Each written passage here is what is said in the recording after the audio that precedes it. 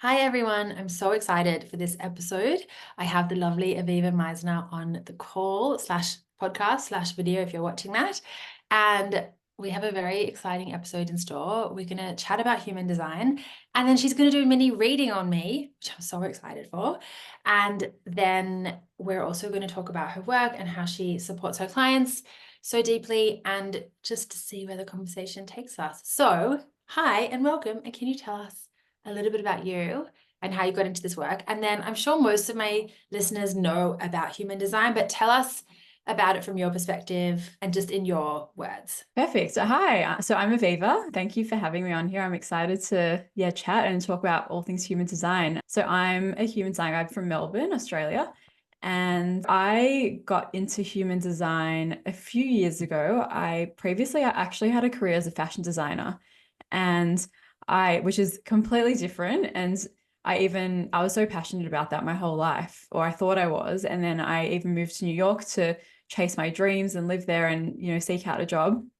And then it wasn't until 2020 that I came back to Melbourne just just in time for COVID, but it Oh my wasn't God. like I came back actually for a friend's wedding, and in the meantime COVID hit and I stayed in Melbourne a bit longer, and then that's all what led me into human design, because I think, like a lot of people, it really gave me the chance to pause and reflect on what I really wanted.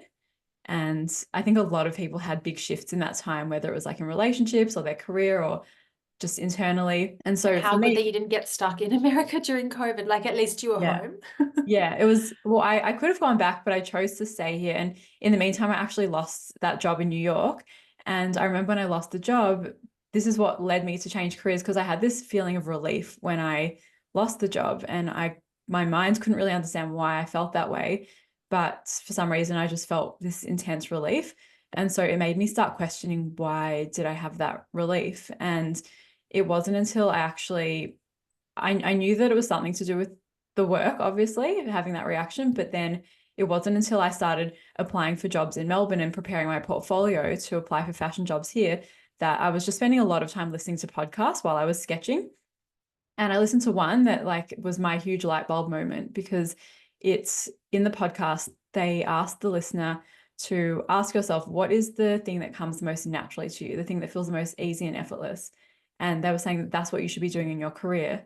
And for me, the first thing that popped into my head was connecting with people and forming really deep, intimate connections in a very easeful way, that people just open up to me and want my advice. And I often don't know where the advice comes from as well. Like, it's just things that I naturally know, Oh, and I that's got just how I goosebumps when am. you said that. Ah, Yeah. yeah, it was like this really intense feeling. And then I had that moment where I was like, okay, so I didn't think of fashion. So obviously that's not what it is. And so, as I mentioned, they said that's what you should be using in your career to share with people. And then so straight away, I kind of had this sort of mission to manifest the modality that I would use to share with people. And I wasn't sure what that would be, but I knew that I needed to pair those natural gifts with something, to like a vehicle to share that with others. And at a similar time, that's when a friend mentioned human design to me. And I listened to a podcast about it. Then I looked up my chart, and I'd actually seen my chart before, but I didn't understand it the first time. And then, because it's so complicated. And then, So, like when you sent me mine, I was like, I don't know what. I've had yeah, one reading before, but I'm like, I don't know what this is. yeah, it looks Yeah. like it's like trying to read a language that you don't understand, Yeah. but more in a more visual way. And so this time, when I looked at my chart, I could see what I was looking at. It just made sense. And then I started reading about my design, and I had this intense intuitive feeling that this is the thing that I want to share with people. And that's because when I read what I was reading about my chart, it resonated so deeply. And I actually had this feeling that, like, someone was explaining my thoughts, my feelings that I'd never shared with anyone, or had never actually consciously been aware of, but had always experienced within myself. And it Mm. was just being explained by a stranger who'd written these words down. So that was sort of my shift into human design. And I guess because it resonated so much for me, I really wanted to share that with other people. And then I started using it in my own life. And it really supported me during that transition from fashion design into starting my own business, because it really helped me to trust myself more and to connect with my intuition, to understand like what little signposts to look out for that are telling me I'm on the right track, things like that, that just help me to connect with my inner guidance and sort of quieten down the noise in my mind that was maybe my thoughts and my rational side telling me what I should be doing, or, does that make sense? Or weighing out the pros and cons of things. Like that's what human design really helps you to sort of release and to come back to the body's wisdom. I love that. And you do a lot of work with people moving in transition, like going through transitions. For everyone listening, we had a loose plan for the episode, but then I always trust the flow of it. So we were going to talk about transitions at the end, but I feel like this is actually the perfect transition to talk about them now. So can you tell me how human design, as you said, how your work helps your clients with the transitions that they might be moving through and what that might look like for them? Yeah. So when I started my business, I didn't have this intention that I'm going to help people with transition specifically, even though now that that's where I've sort of that point that I've come to, it makes sense because that's how I first got into human design. But I naturally find that I tend to attract clients who are going through transitions. A lot of the time I find their career transitions, or people who are transitioning through, whether it's careers or their family dynamics and different relationships, but seeking life purpose support as well. So I feel that now that I've, observing myself and all the people around me and my clients, I believe that everyone's always going through a transition, even if it's just feels like a smaller one. It doesn't have to be the biggest, most life-changing transition to be a transition, but we're always all going through some sort of shift and change within ourselves. And I seem to attract clients who either want to shift careers, they're afraid or unsure whether it's the right decision, or they have a family life and then they've got their own business or their career that they're trying to juggle the two, and they're not sure how to sort of, let's say, move from, maternity leave back into their career. Maybe they are a professional or a business owner who wants to up level in some way in their career, and they love what they're doing, but they want to tap more into their life purpose to use that in their career. So there are so many different ways, and often career and life purpose can be intertwined, but they also don't have to be. But I find that often people are seeking out sort of life purpose guidance when they're going through a career transition as well, to know if they're using their purpose in their career. And I'm just really passionate about this area because I know how much human design supported me on that journey, but and because I know how difficult it can be. It can be really challenging and scary to, I quit my job, and it took me almost 2 years to actually quit my job once I knew already that I wanted to do human design. Yeah. And it's because it's just so unknown. Like, you don't know what the future looks like. What does that look like to not have a consistent paycheck? When will it become more consistent? Am I doing the right thing? There are so many thoughts that go through our head. And I also know how it feels to be in a job that doesn't feel fulfilling. And I'm just really passionate about supporting people in finding more purpose in their career. Yeah. And finding inner guidance, more connection to their inner guidance and more self-trust in that transition, because it takes a lot of bravery to honor yourself like that, and to either leave a career that makes you feel unhappy, or question whether you are doing your best as a professional and you could be even better, instead of just, staying complacent with where you're at, like wanting to always up level in some way.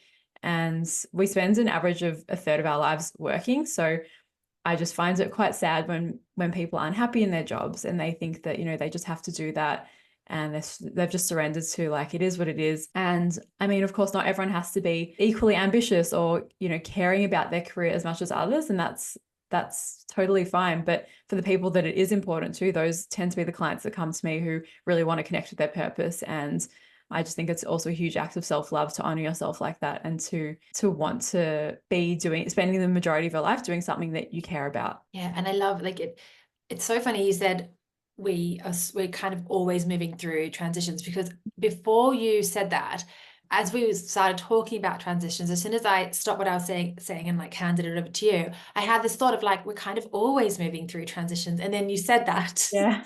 And it's like a transition is often, it's like changing paths almost. And so even if you weren't happy on the one you were on, whether it was by choice or not, there's such a bravery piece, and then you need so much courage to take that step, because it feels like walking into a dark room where you don't know where the light switch is. You're like, there could be a light switch in here, but I don't know where it is. And like, Yeah. how soon am I going to find it? How soon am I going to be able to place myself on this new path? And also sometimes it's that feeling of wanting to create distance between you and your current position. Like you're in a transition because you are moving away from where you want to move away, rather, from where you are. And you also sometimes want to create that space, which can also feel like, oh, that's going to take me so long. Like it's going to take so long to get to where I want to be. And that's not always true. It's not like a fact. It's just that feeling of the desire of wanting to be closer to how you want to feel. So I love, like, we all need support in transitions, because it can be such an intense part of life. Yeah, And definitely. so I just want to say to everyone listening, if you hear a pen, I make notes as Aviva talks. So I just like to make notes that if I need to bring back something, I have record of it. So if you see me looking down on the video or you hear a pen, I'm not writing a grocery list. I'm writing notes for the podcast.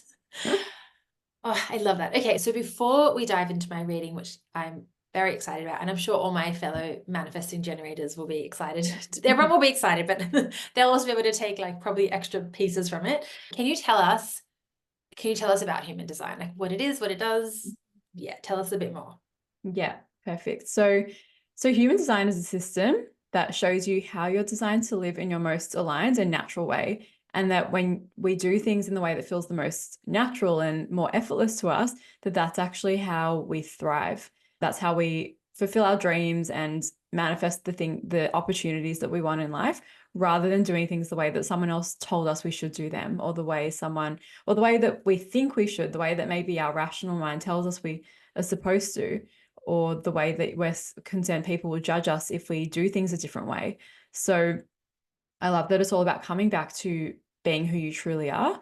And what human design actually is a blend of 4 different ancient wisdoms. So it blends a mix of Western astrology, the Hindu chakra system, Kabbalah, and the Chinese I Ching. So it's a mix of all those things, but it becomes its own completely separate system with very different information. And essentially, when you get a reading, your chart is based on your time and place of birth, and it shows you your unique human design chart. And that tells you all about your inherent gifts and traits and how to really use them to step into your highest potential. So again, it's all about recognizing the gifts that you came into this life to use and to incorporate into your life, and to actually start using them to step into your highest potential, instead of trying to, maybe comparing yourself to other people and thinking that you should be, let's say you're very sciencey and you think you should be more creative, or you're very creative and you think you should be more academic. It's about actually releasing, it's what we call deconditioning, which is the goal of human design. So it's all about releasing conditioning that's not serving you. And conditioning usually comes in the form of limiting beliefs. So there can be positive conditioning or negative conditioning. And the negative limiting one is what we want to release, which is, when we come into this life as a child or as a baby, we don't have any conditioning yet. We just are who we are, and we're comfortable to be ourselves. But throughout our lives, we receive conditioning from our parents, our teachers at school, the media, social media, our friends. We're constantly being conditioned. And as I said, some of that conditioning can be helpful and can help you build confidence, but some of that conditioning is unhelpful. And that's what we want to release, especially the conditioning that makes us compare ourselves to other people and live inauthentically. So essentially, human design really helps you to find more flow and alignment. And the main things that you learn from a reading, how to use your energy correctly and how you share your energy with other people. So that's really how your aura works. How to use your strategy. There's a specific strategy that everyone has that helps you to create more flow and attract the opportunities that you desire. Also, how to use your intuition for making aligned decisions, how to use the gifts of your personality, where you are empathetic versus where you sort of condition other people, and where you're empathetic versus where other people who are empathetic can be more impacted by you and your energy. And then also how to step into your life purpose. So, and there's so much more, but those are the main things that I usually cover in a reading that I find are the most impactful, at least for an introduction into human design. Oh, I love it. It's my vibe, everything you said. So, okay, I will hand it over to you. Hand the podcast over to you. Okay, I'll take over. Yeah. Today, what I want to cover in your chart are because it's a mini reading, we'll Yes. cover the two most foundational parts of the chart that I always that I believe if you know these two parts of your chart, then you'll naturally start using all the other gifts you have anyway, and Okay. you wouldn't need to know every single detail if you could really embody this. And all the other parts are just, really helpful as well, but these are the number one parts to master. Amazing. So I'm going to pull my chart up because you sent it to me yesterday. yeah, And I was like, I don't know I've what, got your like I've chart in seen front it of me. before, but I'm like very Yeah, excited for Viva to tell me what is happening. yeah, because I'm sure you had the same, like the first time I saw my own chart, I was like, okay, I can't even look at this because I was kind of into astrology at the time, like Yeah. not in a professional way, just in a personal interest way. And when I looked at this, I was like, okay, no, this is too much for me. I can't look at this and astrology at the same time.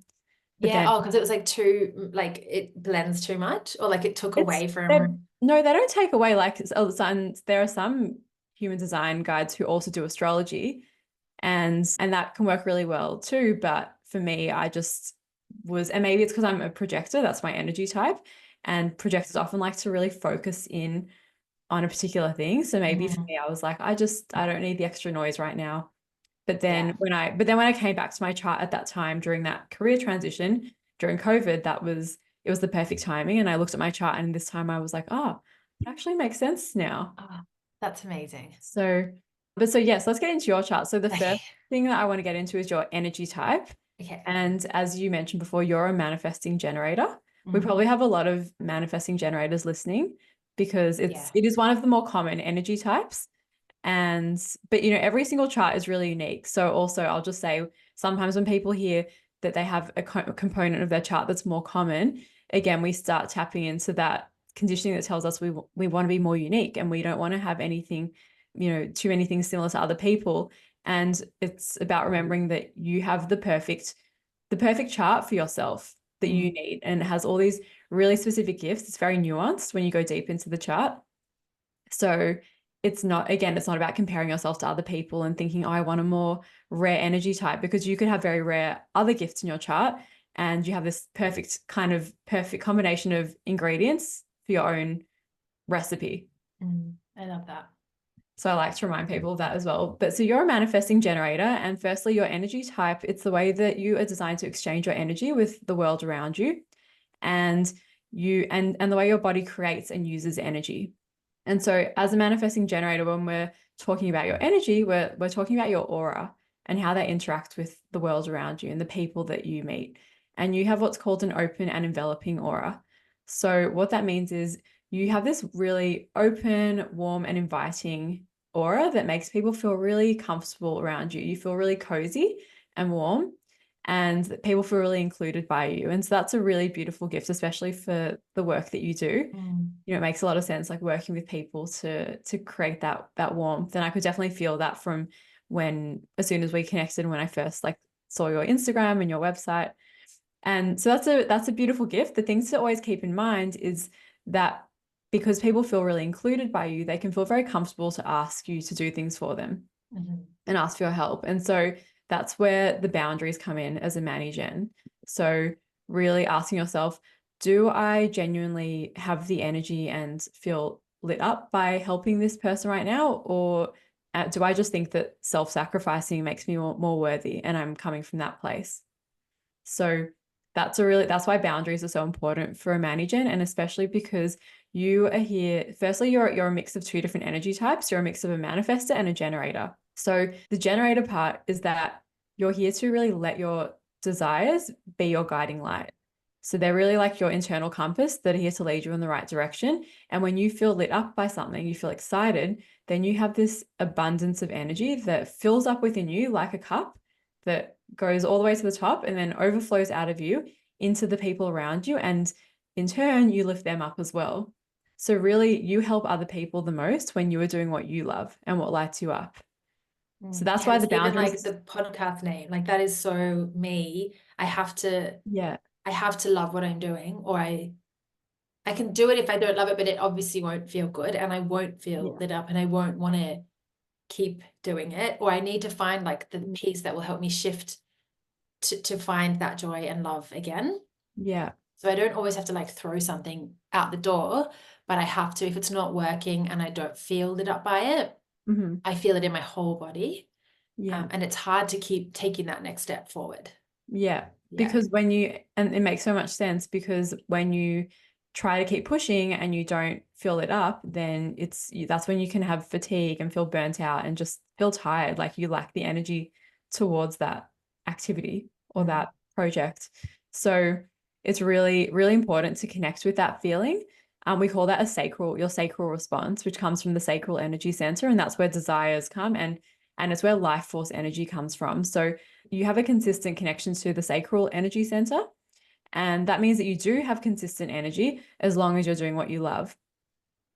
And then the manifestor part of you is the part of you that has these spontaneous urges that come up within you that make you just want to do something. It can be wanting to start a new project. It could be just having an urge to like go get a specific, I don't know, matcha latte from this really particular cafe. It can be like a big urge or a small urge. It can be trivial or significant, but either way, they're inner callings that you're here to follow.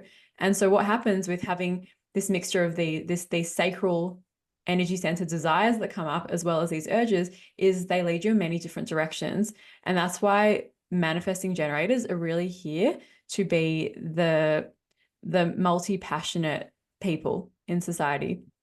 You're here to be passionate about a lot of different things and master as many different things as you want. So you're here to actually go in this direction and then the other direction, and start something, and then maybe let's say it could look like committing to 5 yoga sessions because you get really excited about this new yoga studio, and then you've done 2 sessions and you're like, oh, I don't want to do any more, but I've already bought all 5 sessions, so like I should just stick it out. And then your conditioning comes in that tells you if you quit now that you're a quitter, that you're too inconsistent, that you're flaky, all these negative things that come into your head, when really it's just your inner compass telling you that actually I don't feel lit up by this anymore. There's no urge towards this and I'm ready to let go of it, and that it's actually okay to just stop doing that thing.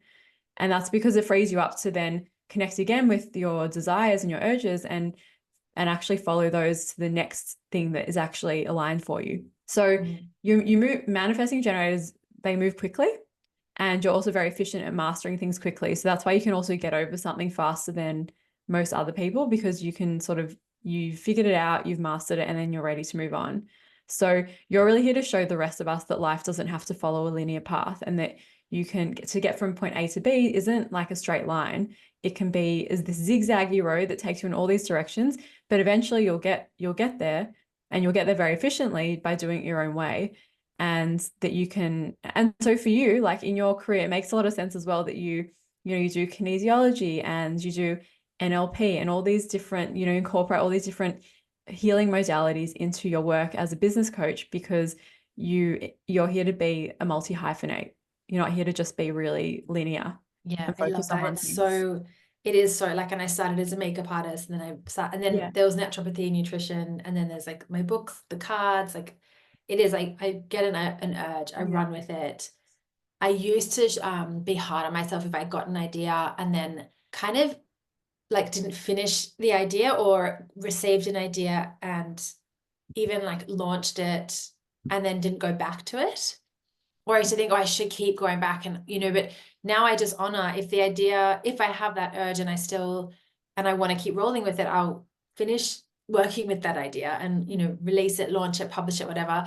And if not, like I have lots of unfinished ideas kind of in a notes area in my world, but I also trust the timing of the idea, because sometimes that urge will come back for an idea that I had. So I trust the timing of it in the bigger picture of my business as well. So as an example, I have an idea for 2 workshops that the idea has been here for like probably a year, and it just hasn't been the right time. Like the urge was there to receive the information, and then the timing hasn't been right to activate it. And it's not a procrastination or a resistance piece. It's just I've been doing this long enough to know when there's timing at play, and when I need to just honor the timing of the desire to create something or not. But yeah, that is so me. Like I'm so not a linear like the work is not linear, and I create new elements and deepen the work in the way that I'm guided to from what drops in. Yeah, I love that.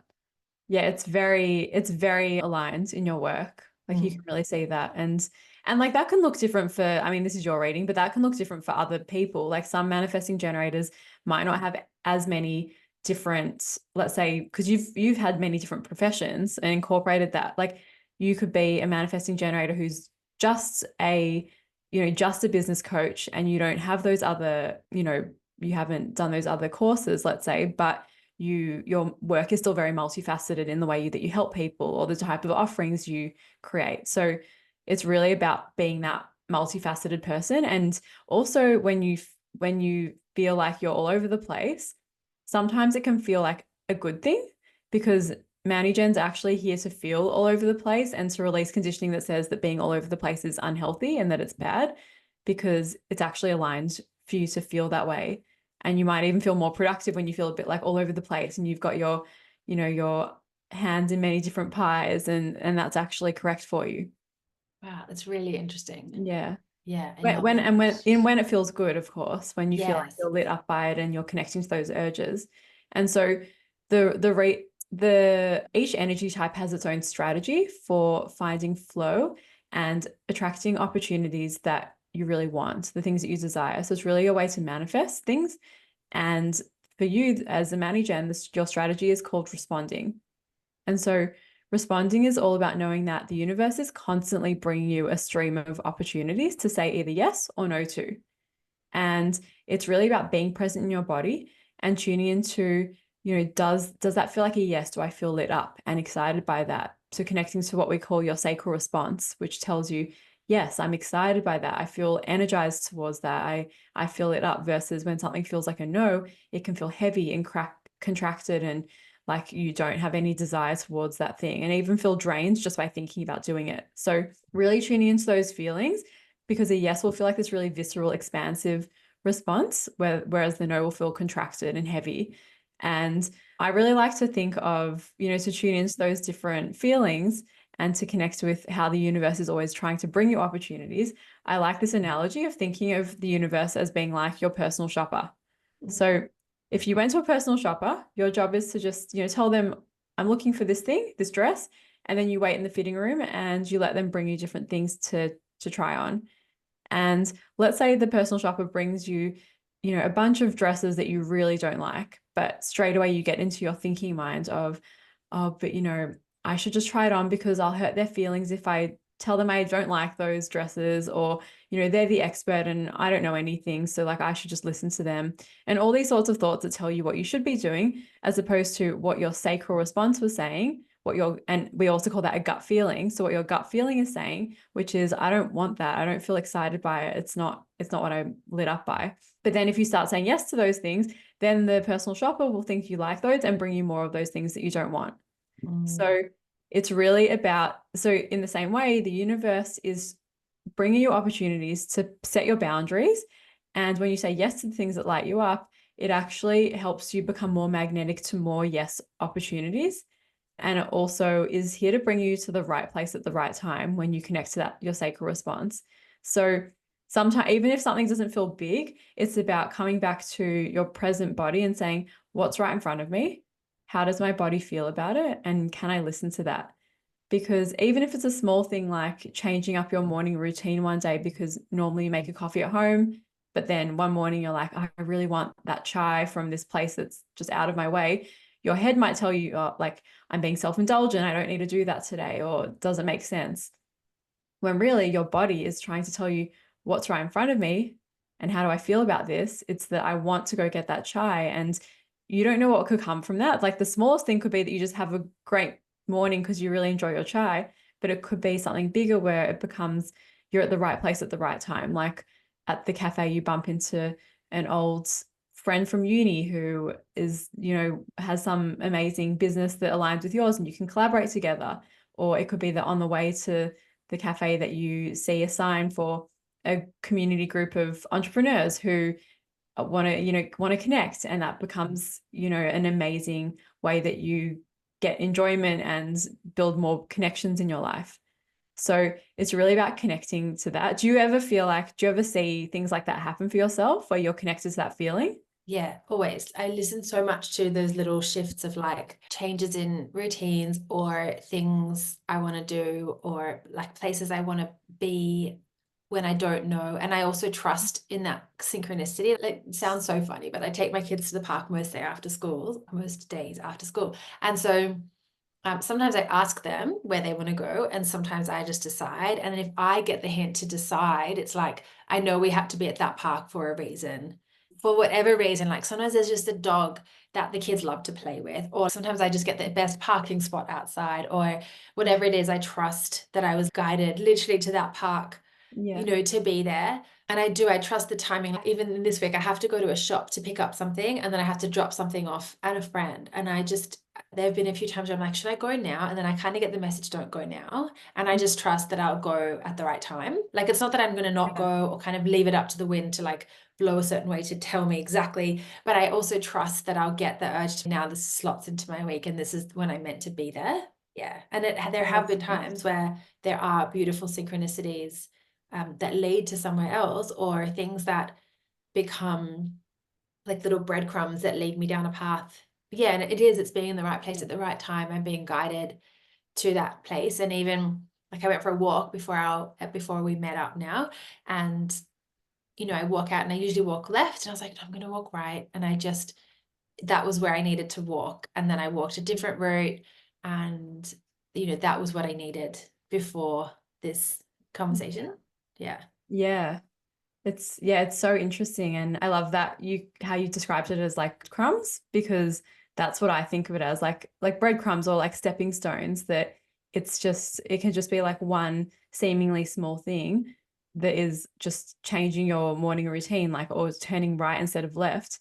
And then you just don't know what it could bring you. And so that's what being a Manny Gen is all about, like really connecting to, again, like what's right in front of me, how does my body feel about it, and can I listen? And the more and more that you can connect with that feeling or your gut feeling. So you have like strong gut feelings about things, and that's very much connected to your desires. So we also hear a lot in general that we hear about tune into your gut feeling, and people can wonder like, what is a gut feeling? And you do have that, whereas some people actually don't have strong gut feelings in their chart. So you do have that gift. So it's very powerful to tune into that, and that's all about presence in your body and connecting to whether something feels like that visceral, expansive response within you or not. And that tells you when, like in your day-to-day small decisions, whether you're like on the right path and whether to keep going in that direction. I love that. So, and also because, Manny Gens can be quite busy and quick, and like you can tend to be on autopilot. So it really helps to tune into that feeling, to ask yourself, like, do I really want to be doing this right now? Is it what's feeling right for me? Or am I just doing things because I'm trying to fill the time? So another really good thing is this relates to boundaries, but trying to not set try not to set as many future commitments as you might normally, and try to practice just being a bit more present and letting yourself see what you feel like. And of course, there are some things that you have to commit to, like as a mother, of course, you have to stick to certain plans, and you have to, as a business owner as well. But it's about when you have like, an hour free in a day, not thinking on the Monday, oh, okay, I have an hour free on Sunday, what am I going to do in that time? Maybe just seeing if you can leave that free, and seeing what just sort of comes into your space, what you feel like spontaneously at the time. Another really important part that I want to say is that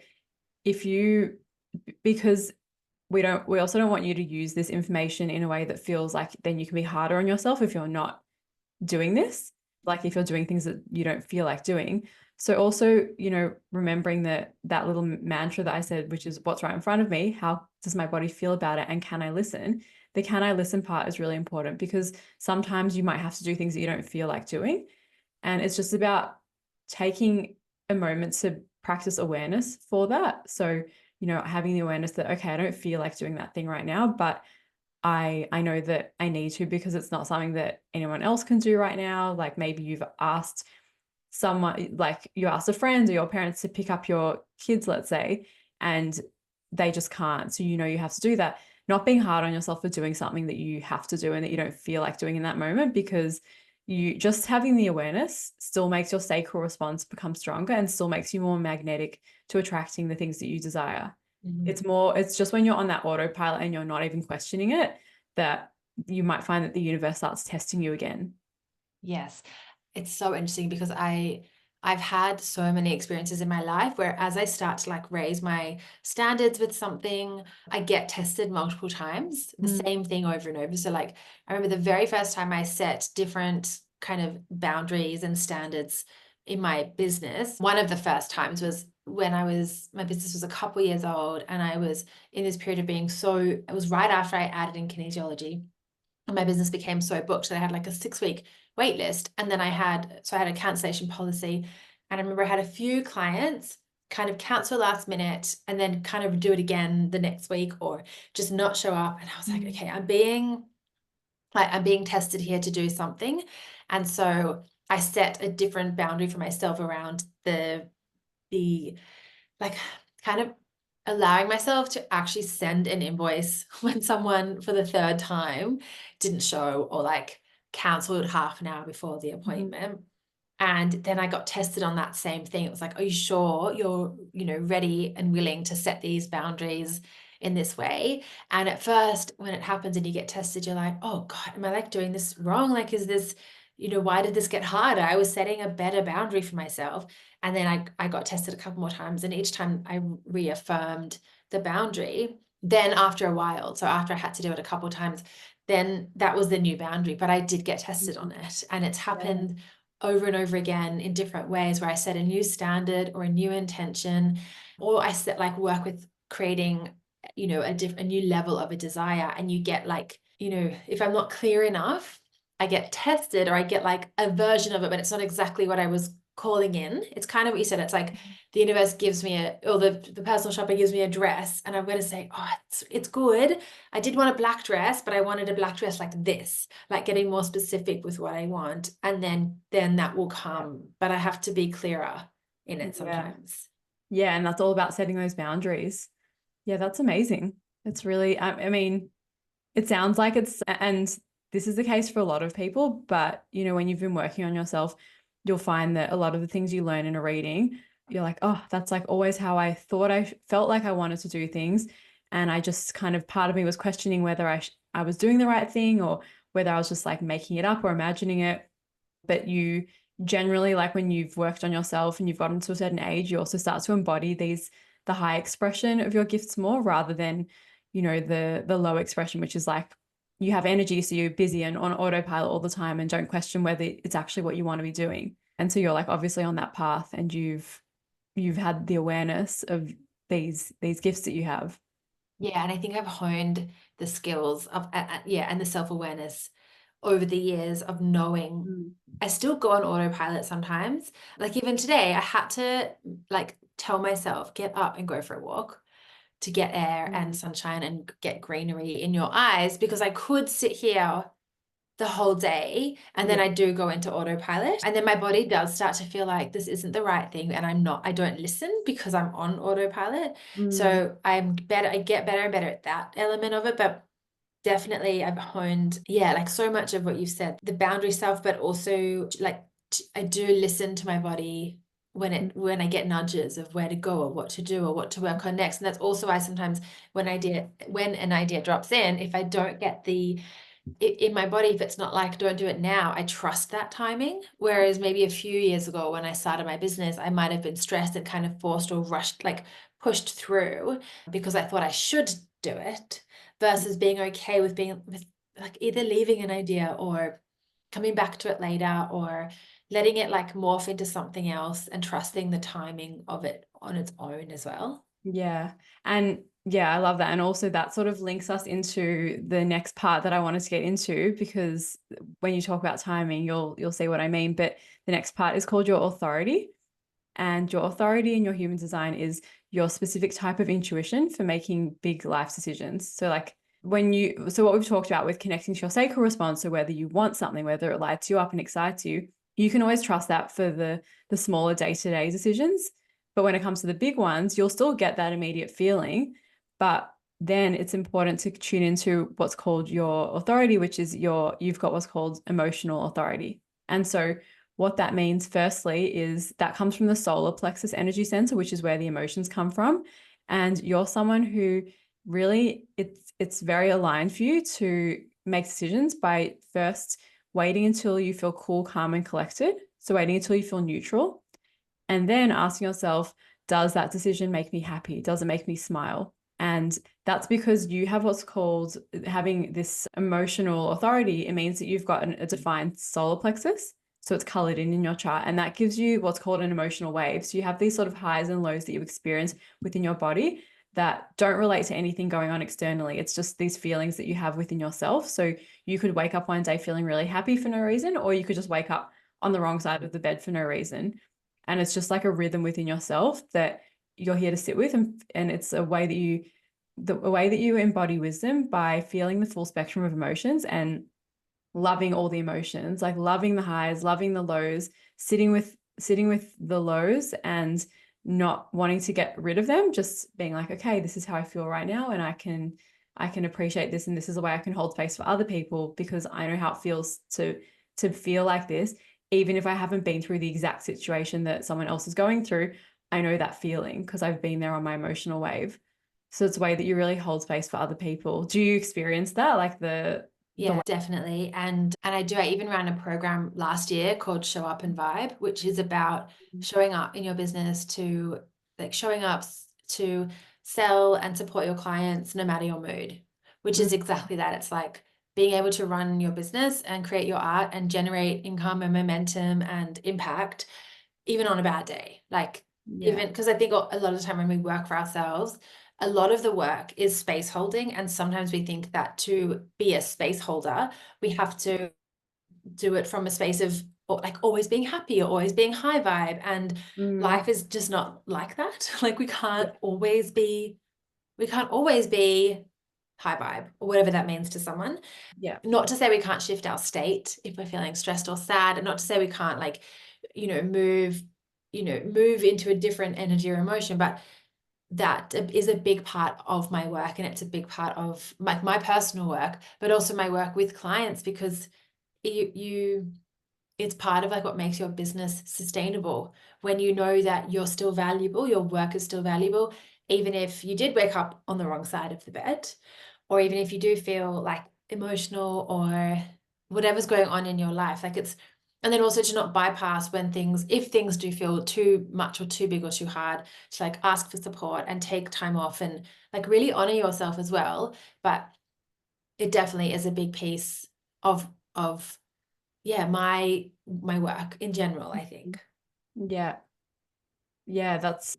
It's so true. And it's definitely a challenge when you feel you're going through an emotional day, and to keep pushing forward with your work.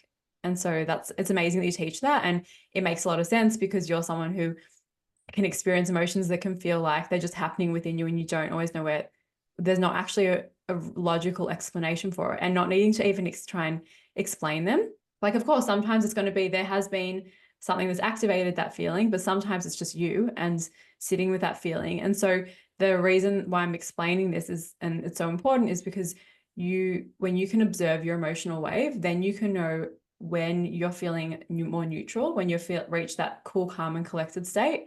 And then you can ask yourself, does this decision make me happy? Does it make me smile? So your steps for making decisions, it's all about giving yourself time when a decision pops up, when it's a big life decision, like asking, like when it's, I don't know, having a child, buying a house, maybe it's like going back to study something new, and they're big things that are going to impact your life.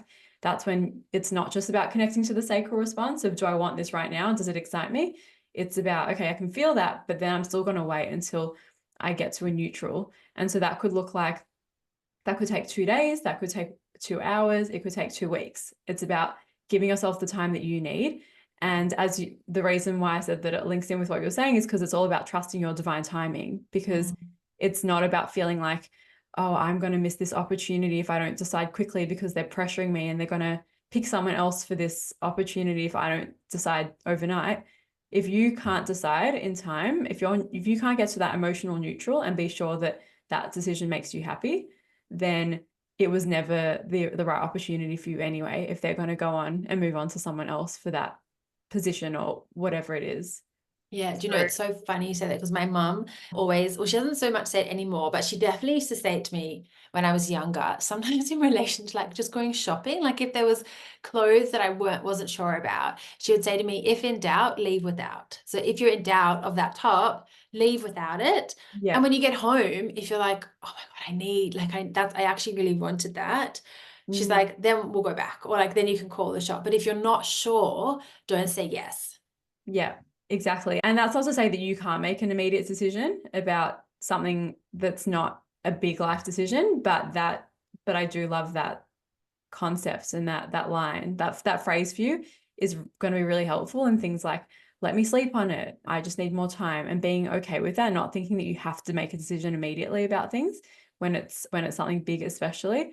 And so the feelings to look out for, when something feels like a yes, it's like this expansive light feeling of happiness, versus a no can feel like a heavy contracted feeling, and not feeling, maybe even feeling sad about that thing, like feeling the opposite of the joy and happiness.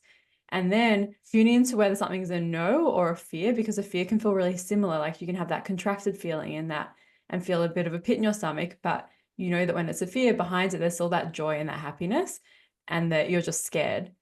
But then also, like what your mum was talking about, that would be like a no for now. And a no for now is really important, because a no for now for you can feel like very neutral, but in a very blah way, like not neutral, but then Yeah, yes, it's it'll like make me foggy. happy. It's like I just feel nothing towards that, or fogginess. So really tuning into that, and connecting with your emotional waves. So in the morning, when you're making a decision in the morning, check in, how do I feel about that? Like even you can even visually like draw a line in a journal, and do dots above or below the line based on whether you're feeling high emotions or low emotions. And then when you get to your dot on the line, morning and night, you've checked in, how do I feel about that? Once you get to the neutral, then you can be like, okay, now I can close my eyes and envision myself doing that thing, and how does it make me feel? And if it brings up happy, sweet, joyful emotions, that's when you know that it's a yes, or or even if it's a no, that you've made the right decision. Oh, I love that dots on a line. Yeah, it's a good one. I feel like all people with emotional authority really resonate with that, and they're like, Yeah. yes, I need to do that. So like as in I could make the decision will feel like it's landed more when I'm on the line or when I'm above it. When you're on the line, because when you're on the above the line, let's say you're feeling like happy, like high, like overexcited emotions, then you are probably more likely to say yes to things impulsively, or say yes to things just Okay. because there's an emotional charge to that Yeah. decision. And also when you're in the low, you might be seeing the world through gray colored lenses and be more likely to say no to things that actually the next day you're like, oh, why did I say no to that? Like that would have been amazing now that I feel Yes. neutral. So So that's why the good. neutral is so important if you have emotional authority. And it's so interesting what you said before about like you can feel like I wrote because I what am I saying here? When you spoke about feeling potentially fear, but also expansion, I always say to my clients, you can feel fear and expansion at the same time. So you Mm, can feel fear, but it still feels expansive. Like you still feel open-hearted, or like your chest yeah. moves like up and forward, even if you feel scared. Yeah. Yep. Yeah, that's exactly it. And everyone, like, so everyone has a different type of authority. Like there are 8 different types. This is your one. So for some people, like it might the expansive feeling, I mean, that should still resonate for when something feels like a yes, but people have different processes to tune into that feeling. Yeah, it's amazing. So that's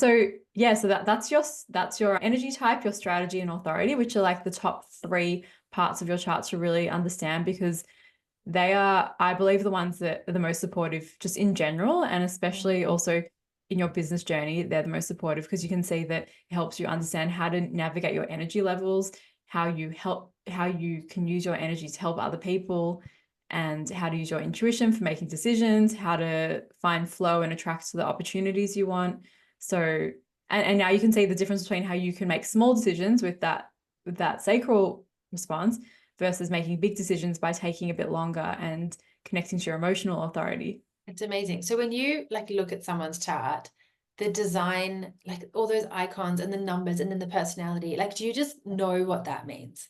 So yeah, I didn't used to know what it all meant. Like Yeah. when I first started studying, it was like learning layer upon layer.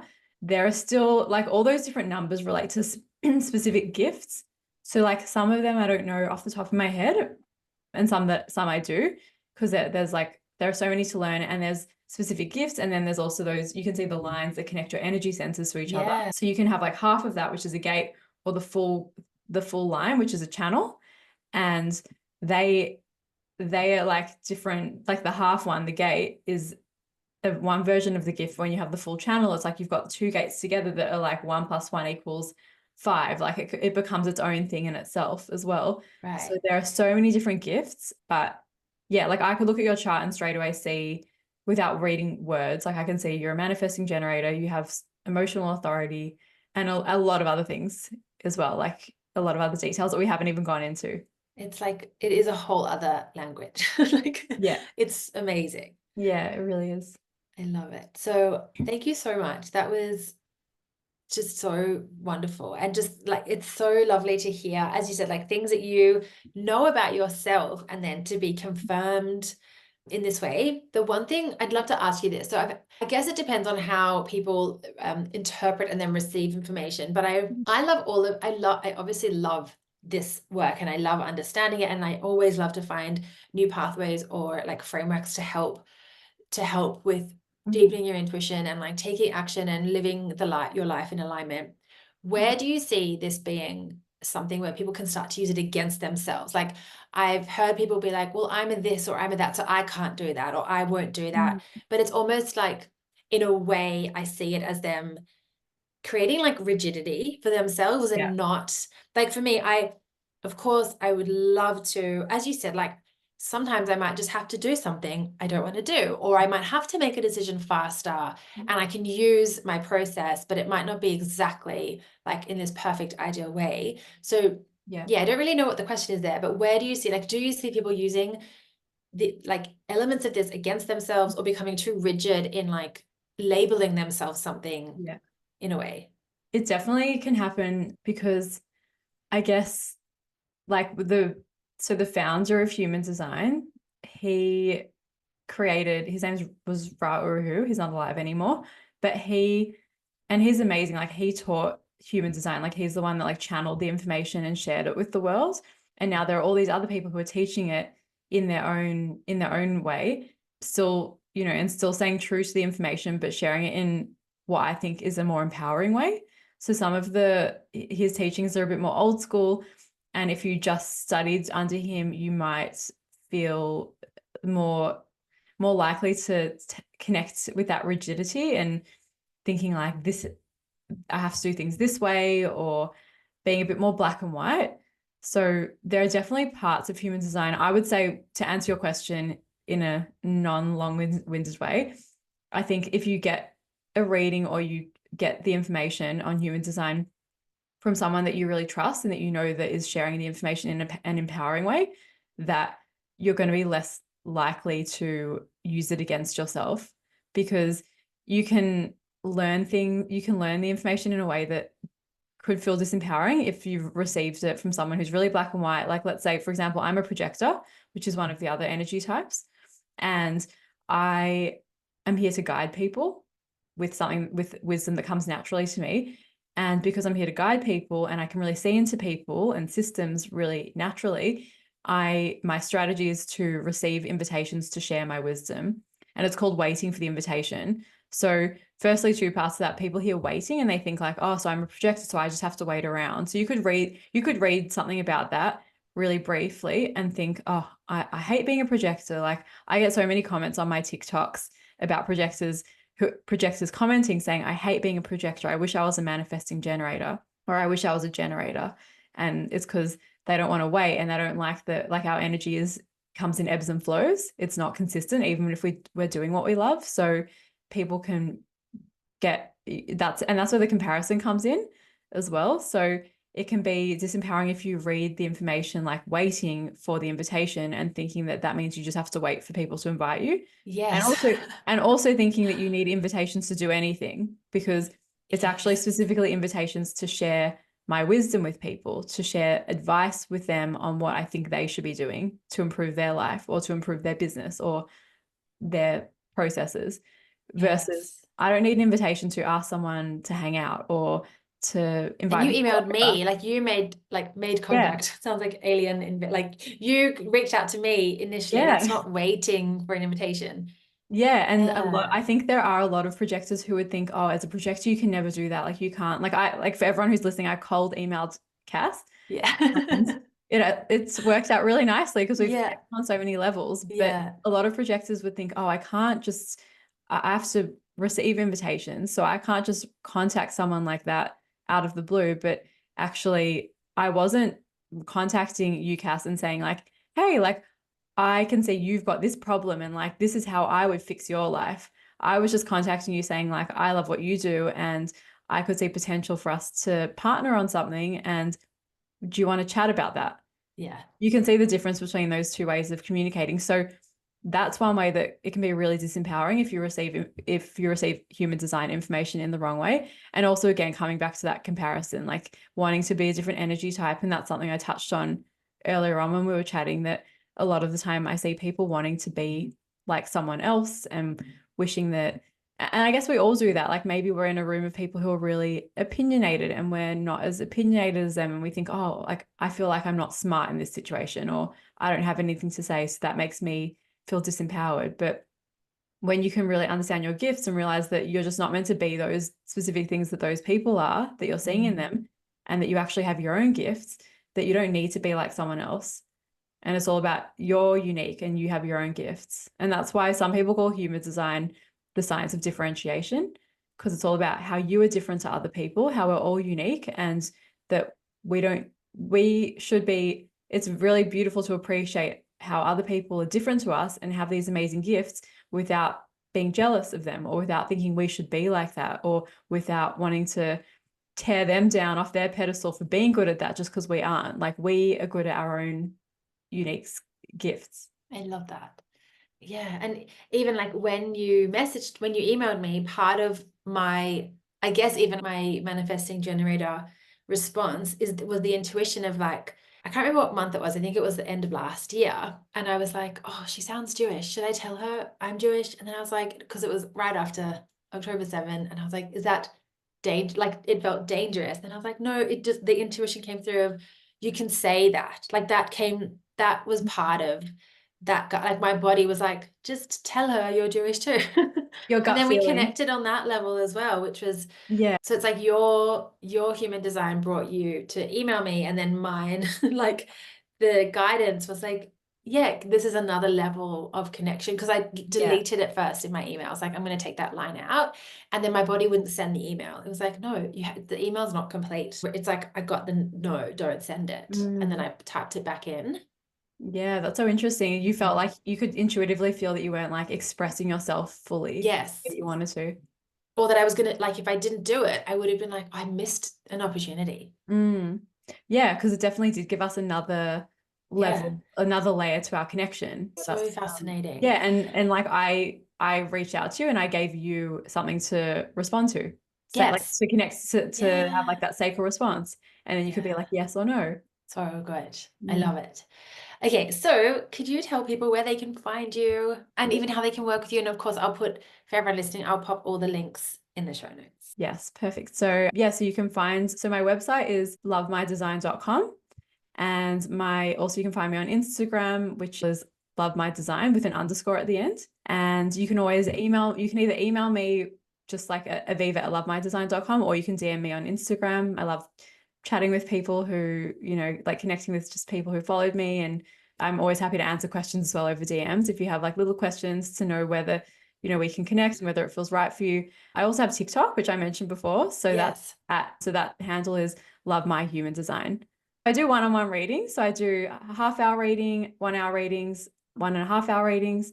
And then I have something that's called a deconditioning 3-pack, which is 3 sessions. So 2 1-hour sessions and 1.5 hour session that I always space them like 1 to 2 months apart. So we can sort of have a session, then you can process things, start practicing your, incorporating your design into your life, and practicing that deconditioning. and then we have another session and go deeper into that. So it's kind of like 3 sessions of coaching. So those are a few different ways that you can connect with me. Amazing. I love it. So I'll pop all those links in the show notes. And to everyone listening or watching the video, you can let both of us know anything that dropped in. And then if you have questions for Aviva, you can message her and just connect however feels good for you. So thank you so much for joining me. This was so awesome. And also I'm so grateful for the reading. I loved hearing it, and I've got 2 pages of notes. Oh, amazing. Yeah. I'm so glad. Thank you for having me on here. It was so fun to chat. Thank you. I loved it.